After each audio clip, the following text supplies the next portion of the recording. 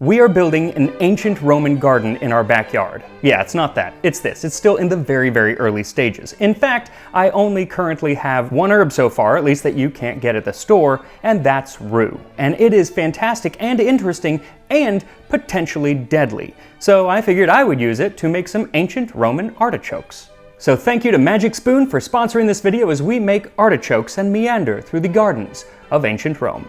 This time on Tasting History.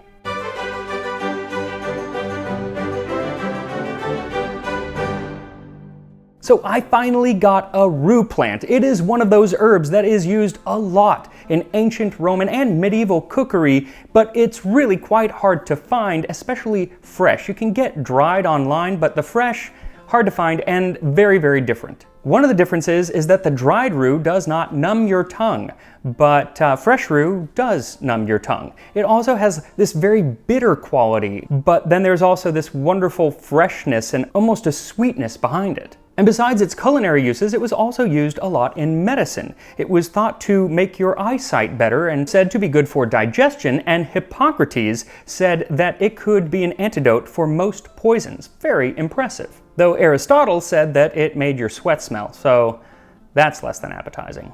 But the real interesting thing about this herb is that it can be quite deadly if you eat too much of it.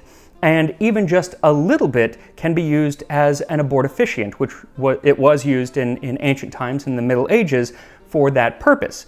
So, don't eat too much, and if you're pregnant, don't eat any at all. But if you're an adrenaline junkie like me, I am not, then yeah, go ahead and make this dish. I found it in the ancient Roman cookbook Apicius de Re Coquinaria from the 1st century. Another artichoke. Pour over boiled artichokes this thickened sauce. Pound celery seed, rue, honey, pepper, add possum, garum, and a little oil. Thicken with starch, sprinkle with pepper, and serve. Pretty vague, but seems doable. So for this recipe, what you'll need is 1 tablespoon of rue. If you're using dried rue, go with 2 teaspoons. 1 teaspoon of celery seeds, 2 teaspoons of honey, a half teaspoon of pepper. I am using long pepper, which was very popular in ancient Rome. They had regular black pepper as well as grains of paradise and several others, but the long pepper just has a far more aromatic smell and flavor than does regular black pepper. So if you can find it, get it. 1 cup and a little more of raisin wine. So the Latin term for this was possum, and basically it's a wine made with raisins, and so it's a lot sweeter than your typical wine, and it's still made in different forms, but etymologically speaking, the closest would be what is known now as passito. So use that if you can find it. Then 2 teaspoons of garum, 2 tablespoons of olive oil, and 1 tablespoon of wheat starch or cornstarch. Then you'll also need 4 artichokes. So what's a little weird about this is that in some translations of Apicius, this word for artichokes, sphondylos, is actually translated as mussels. But later on in the book, there are other recipes for mussels that use the more specific term mitulis, and I've made one of those dishes here on the show. Now, those recipes appear in the section on seafood. Makes sense. This is a section on vegetables and gardening, so why people would think that there would be a mussels recipe in gardening section, I don't really know, so that's one clue. Now this translation discrepancy doesn't actually have any bearing on the recipe today that we're making, but I just thought it was kind of interesting. And I am glad that it is a recipe for artichokes because I love artichokes. And that brings me to our sponsor, Magic Spoon. Because not only do I love artichokes, but I love cereal. Honestly, I could very happily eat cereal for breakfast, lunch, and dinner, and in college, I basically did do that. But in college, I was in my early 20s, and I could eat that much cereal and, not gain weight. Today, not so much. Basically anything with carbs or sugar, and I put on 5 pounds. But with Magic Spoon, that is no longer an issue, because the cereals from Magic Spoon have 0 grams of sugar and 4 to 5 net grams of carbs. Now my 20-year-old self would say, okay, but do they taste good? And the answer is abso-frickin-lutely. The variety pack comes with 4 delicious flavors: cocoa, fruity, peanut butter, and my favorite, frosted. And Magic Spoon is so confident in their product that they have a 100% money-back guarantee. So if you don't like it, they will give you back 100% of your money, no questions asked. So if you miss cereal in your life as I have, then just click the link in the description to get your variety pack and use code TASTINGHISTORY to get $5 off of any order. You can also just visit magicspoon.com/tastinghistory. But for now, no cereal for me because I am making artichokes. Now, the thing about making artichokes is that there is an enzyme in artichokes, as there is in a lot of fruits and other vegetables, that will rapidly oxidize and turn the artichokes black. And if you're handling them, they will turn your hands black. And you can't really wash this off very effectively. There is a way that you can rub lemon on them, and that definitely helps, but the best way is to use gloves. Though we're not really doing a lot with the artichoke, so you could probably get away without it, but you know what, I'm not taking any chances. Since they're boiled, what you want to start off with is a very large pot with about a gallon of water and bring it to a boil.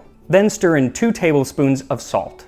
For the artichokes, first cut off the stem so that they can sit flat. Then slice off the top inch of each artichoke and snap off the small leaves at the base. Now many people also snip off the tops of the leaves, but unless they're really spiny, you don't have to do that. They're going to soften and that part's not edible anyway, so it doesn't really matter, and it looks better if they're not cut off. Now while the gloves will stop us from getting our hands black, putting a glove on an artichoke is just not practical. So on those parts that you just cut, you can rub some parsley or vinegar, but most effective is actually lemon. And it really does not affect the flavor, so I think you're fine even though it's not in the recipe. Once they're all prepped, put the artichokes into the boiling water. They won't sink, but that's okay. Then adjust the heat to maintain a gentle boil and cover the pot and let them cook for 40 minutes to about an hour. Depending on the size, it's going to take a different amount of time. But when you get close to 40 minutes, go ahead and start your sauce by mincing up the roux and grinding up the pepper and celery seeds. Then put them into a small saucepan and mix in the oil, the garum, the honey, and the raisin wine. And set over low heat and slowly bring to a simmer, whisking as it heats. The ingredients will all combine much better when heated. In a separate cup, dissolve the starch into a couple tablespoons of the wine, and as soon as the sauce is simmering, pour in the starch and stir. Then let it simmer for 5 minutes or until it starts to thicken. So while the artichokes cook and the sauce thickens, I want to tell you about one of my favorite places in all of California. It's called the Getty Villa, and it's in Malibu, and it overlooks the Pacific Ocean. Basically, it is a Roman villa in Southern California. It's filled with art and artifacts from the ancient world, but most impressive are the gardens. They have several gardens filled with flowers and statues and herbs and water features. And recently, when I visited the villa, it really made me want an ancient Roman herb garden of my own. Unfortunately, I don't have a villa. I know, it's really a travesty. But I do have a little section of the backyard that can be transformed into an herb garden. The question is, what exactly do I want to put into this herb garden? And so I figured I better do some research into the gardens of ancient Rome.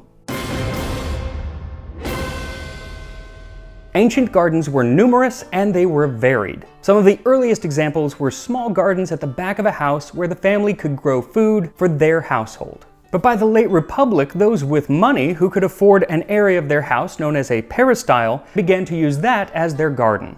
Now these gardens were so much more than just flowers and herbs. They might have walking paths, benches, sundials, and outdoor eating areas. And they were decorated with fountains, mosaics, frescoes, and statues. Something I'm really hoping to have for our garden. Though the common statue that Romans had at the entrance to their garden was the god Priapus, who was the protector of gardens and fruit trees and the male genitalia. Quite the varied resume, and he is often depicted as having an engorged phallus of several feet or even up to a meter. So having a statue of him protecting your garden is probably going to go against the HOA. But seriously, you can go look him up. I actually did not include an image of the full hymn because they are quite graphic from ancient Rome, and I was worried that the video would actually get flagged. Now, while I'm sure I would be quite content with one of these peristyle gardens, they were nothing compared to those at the giant country villas of the ancient Roman upper class, the kind of garden that Varro said should afford him both profit and pleasure.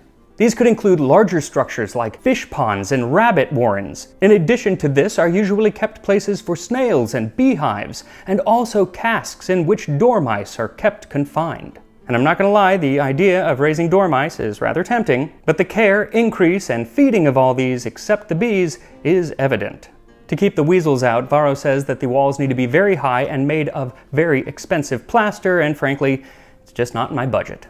But Pliny the Younger was always much more sensible, so I wanted to see what he had to say about his gardens at his villa at Laurentum. He said they had a border of rosemary and were shaded by grapevines, both of which I have. Though his grapevines were so extensive that you could actually have like a walking path beneath, which was so soft and easy to tread that you may walk barefoot on it.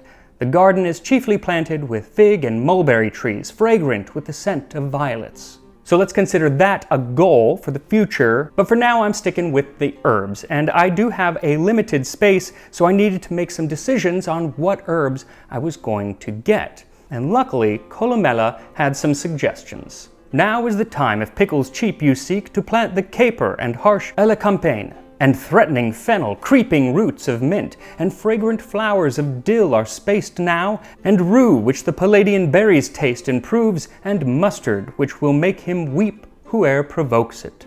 Well, I don't want to weep, so I'm not going to do mustard, and the fennel I could do. They actually used to use the cane from the fennel stalk to whip naughty children, because it didn't leave a mark, I guess, which is actually why he calls it the threatening fennel. But frankly, all of those I can find at the grocery store. But the rue, which the Palladian berries taste improves, Palladian berries being olives, I can't find that at the grocery store, and so that ended up being the first herb to add to the garden. But there are others that I really want. Now, this is not an extensive list or exhaustive list. It is extensive, not an exhaustive list, but these are at the top of it.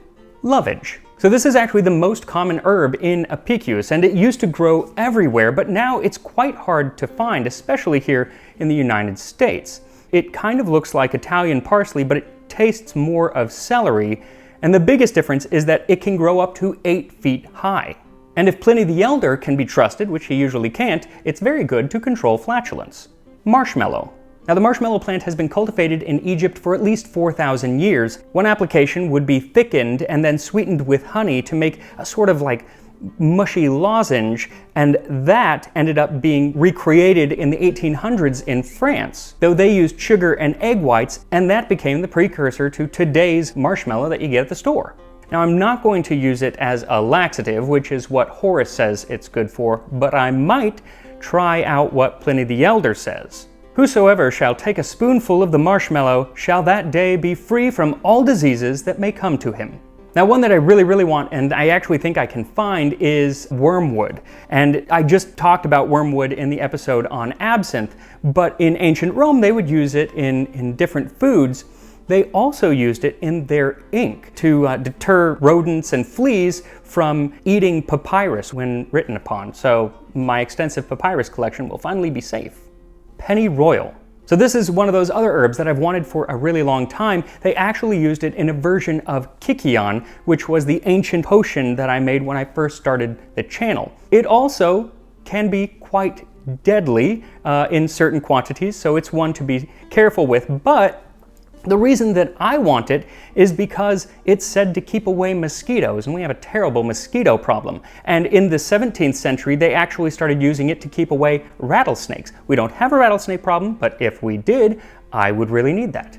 Now, there are a lot of other herbs from the ancient world that I would love to have, but I am going to just mention one more, and that is borage. Both Dioscorides and Pliny the Elder believed that borage was actually the drug Nepenthe from Homer's Odyssey. Then Helen, daughter of Zeus, took other counsel. Straightway she cast into the wine of which they were drinking a drug to quiet all pain and strife, to bring forgetfulness of every ill.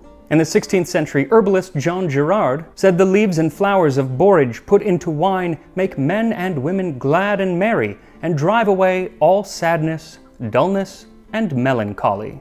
Well, I'm sold. And the good news is we actually got our hands on some borage seeds. I do see some borage wine in the near future. I could enjoy it with my ancient Roman artichokes. So around 40 or 45 minutes, take one of the artichokes out of the pot and test to see if it's done by gently pulling on one of the bottom leaves. If it pops right off and the meat at the bottom kind of scrapes off pretty easily, then that means they're done.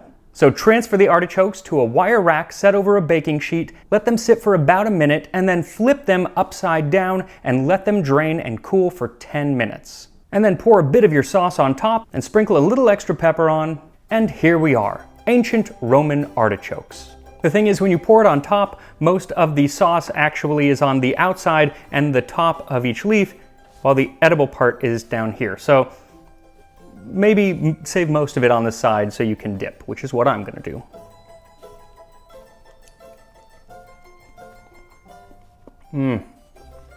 Perfect. Eating these is they're so fun.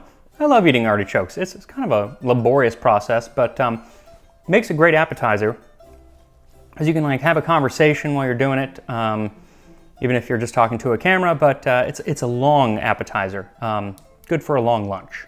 Now when it comes to the flavor, the artichoke tastes like an artichoke. There's not, I love the flavor of artichokes, but it's fairly neutral. It's kind of a nutty, a cross between like nutty and asparagus without the funk of an asparagus. I just love them. I also love the texture. Now if you're missing that funk, it's in the sauce. It's an ancient Roman sauce. It has garum in it, and garum is just going to kind of give you that musky funk. Musky funk. That could be a band name. What's cool about it though is that because there is so much of that sweet wine and the honey in there, it's sweet. There's also a small hint of bitterness that is in there, and I guess it comes from the roux.